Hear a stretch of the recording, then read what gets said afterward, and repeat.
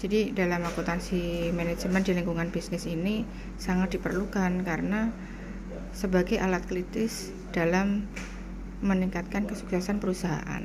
Jadi risetnya Hertati et al. Tahun 2020 dan juga dari Abbas et al. Dari tahun 2020 mengatakan bahwa persaingan yang semakin ketat ini mereka melakukan pendekatan sumber daya gitu. Kemudian kalau dalam akuntansi manajemen itu memberikan wawasan yang penting untuk bisa mencapai tujuan dari perusahaan itu adalah dengan mengumpulkan, menafsirkan, menganalisis, mengkomunikasikan beberapa informasi untuk bisa mengambil keputusan internal. Nah, itu juga didukung dari risetnya Butterfield tahun 2016.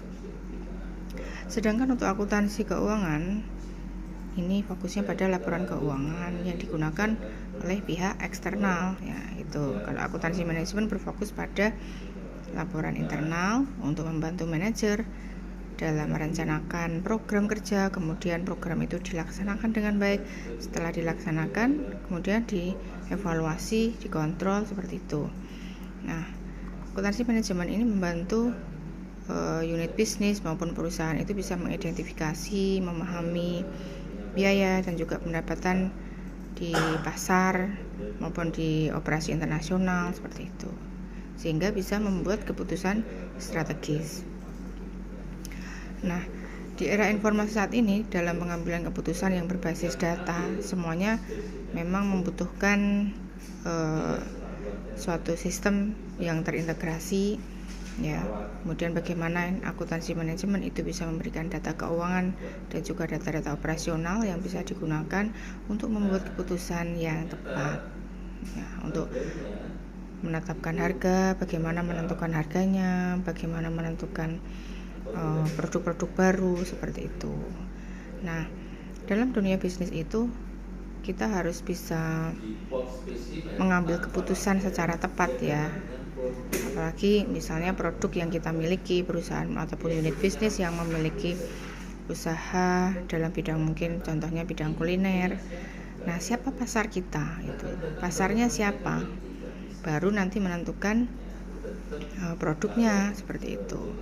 Bagaimana mengambil keputusan secara cepat, misalnya saat ini pasar itu membutuhkan beberapa kuliner ya, beberapa kuliner yang mungkin bisa diperoleh secara murah dan rasanya juga tidak kalah dengan resto-resto mewah. Nah, bagaimana caranya untuk bisa menciptakan produk-produk baru ya, yang bisa dijangkau oleh masyarakat, apalagi pasar resesi saat ini masyarakat menginginkan produk-produk baru dan memiliki harga yang tidak terlalu mahal seperti yang ada di resto dan sebagainya.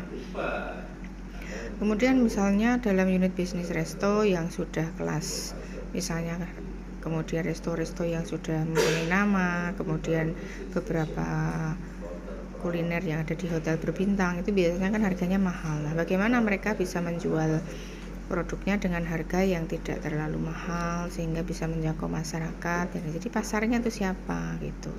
Punya produk kalau nggak punya pasar ya nanti nggak laku gitu kan. Nah, jadi di era digital saat ini teknologi informasi mengalami suatu perubahan yang sangat besar ya. Jadi mau nggak mau kita sebagai pelaku bisnis harus kritis dengan strategi bisnis modern. Nah, begitu ya. Jadi dalam akuntansi manajemen itu fokusnya adalah pada pengumpulan dan analisis data keuangan, tapi juga beradaptasi pada perubahan-perubahan yang saat ini terjadi, persaingan-persaingan seperti itu. Nah, kemudian selain itu juga bisa mengambil keputusan yang efektif. Nah, bagaimana bisa mengidentifikasi kebutuhan informasi dari pelanggan ya, bagaimana pelanggan itu bisa kembali lagi ke tempat kita, bagaimana agar mereka itu bisa membeli produk kita berkali-kali. Nah, itu kan untuk bisa mendapatkannya itu kan harus perlu strategi tuh, beberapa alternatif strategi agar nanti kita bisa bersaing dengan bisnis yang lain seperti itu. Sekarang hotel dan resto juga sudah bermunculan, rumah sakit juga sudah bermunculan banyak. Bagaimana mereka punya keunggulan kompetitif ya dari segi harganya, dari segi layanan pada konsumen, kemudian bagaimana mereka bisa melayani konsumen dengan baik, ya itu. Jadi laporan-laporan internal perusahaan itu juga bisa dipakai untuk mengevaluasi apakah strategi yang saat ini sudah dijalankan, apakah sudah sesuai dengan tujuan dari perusahaan atau unit bisnis atau belum. Nah, kalau belum ya berarti kan harus ada alternatif strategi yang lain. Oh, ternyata kita mempunyai produk ini, ternyata yang lainnya pada ikutan. Nah, maka kita harus punya alternatif produk lagi agar tidak tersaingi dengan produk yang lain. Kalaupun misalnya sama, maka pelayanannya juga dan menarik mereka untuk bisa kembali lagi untuk membeli produk kita. Nah, itu juga perlu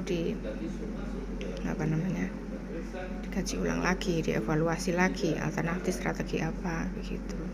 Kemudian teknologi canggih, software akuntansi, ERP, enterprise resource planning itu juga bisa membantu perusahaan dalam mengambil keputusan, karena semuanya by sistem, dari mulai pemilihan bahan bakunya, mungkin sampai proses produksi, sampai barang itu jadi, sampai menganalisis biaya-biaya yang harus dikeluarkan itu bagaimana bisa menekan biaya operasionalnya sehingga nanti volume penjualannya masih tinggi, laba yang diperoleh tinggi dan sebagainya. Nah, ini perlu adanya keputusan strategis dari pemilik perusahaan dan juga beberapa manajer yang ditunjuk untuk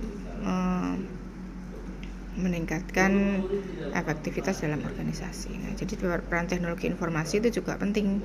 Kemudian peran dari akuntansi manajemen, bagaimana laporan-laporan internal itu digunakan oleh manajer dalam mengambil keputusan. Jangan sampai keputusan yang diambil itu salah seperti itu. Maka perlu adanya evaluasi beberapa alternatif strategi yang telah dikembangkan sebelumnya.